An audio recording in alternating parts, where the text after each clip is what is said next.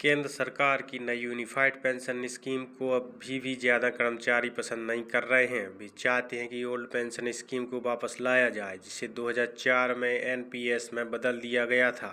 सरकार पर दबाव पड़े, इसके लिए कई कर्मचारी संगठन आगामी 9 नवंबर को जंतर मंतर पर प्रदर्शन करने की तैयारी कर रहे हैं।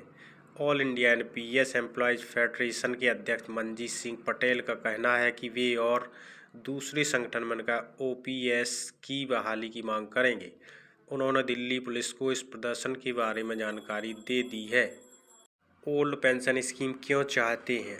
ओपीएस में कर्मचारियों को रिटायरमेंट के समय उनकी आखिरी बेसिक सैलरी का 50% पेंशन के रूप में मिलता था। वहीं 1 जनवरी 2004 के बाद नौकरी शुरू करने वाले सभी कर्मचारी एनपीएस के दायरे में आते हैं। एनपीएस में पेंशन की रकम बाजार के उतार चढ़ाव और कर्मचारी द्वारा निवेश की गई राशि पर निर्भर करती है। सरकारी कर्मचारी लगातार ओपीएस की मांग कर रहे हैं। इसी को देखते हुए सरकार ने पिछले साल यूपीएस की शुरुआत की।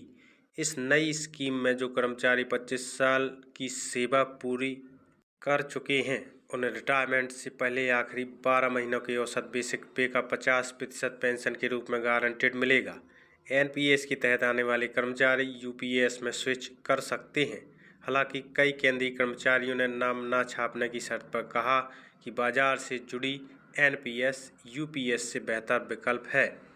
क्या है फेडरेशन की मांग? बीते 7 अक्टूबर को पेंशन और पेंशनर्स की कल्याण विभाग को सौंपी गई एक अर्जी में फेडरेशन ने मांग की है कि यूपीएस के तहत पेंशन लाभ निश्चित उम्र में रिटायरमेंट की तारीख के बजाय स्वैच्छिक सेवानिवृत्ति वीआरएस की तारीख से लागू होने चाहिए। पटेल ने कहा, अगर कोई कर्मचारी 45 या 50 साल की सेवा में स्वैच्छिक सेवानिवृत्ति लेता है तो उसे पेंशन पाने के लिए 60 साल की उम्र का इंतजार करना पड़ेगा।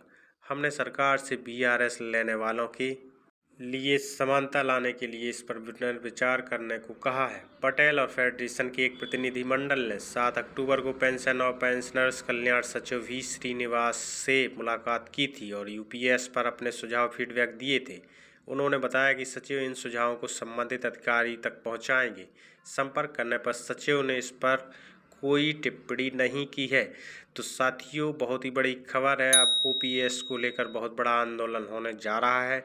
तो साथियों, ऐसी महत्वपूर्ण अपडेट के लिए बने रहे आपके अपने यूट्यूब चैनल टीचर पॉइंट पर। नमस्कार साथियों, जय हिंद, वंदे मातरम।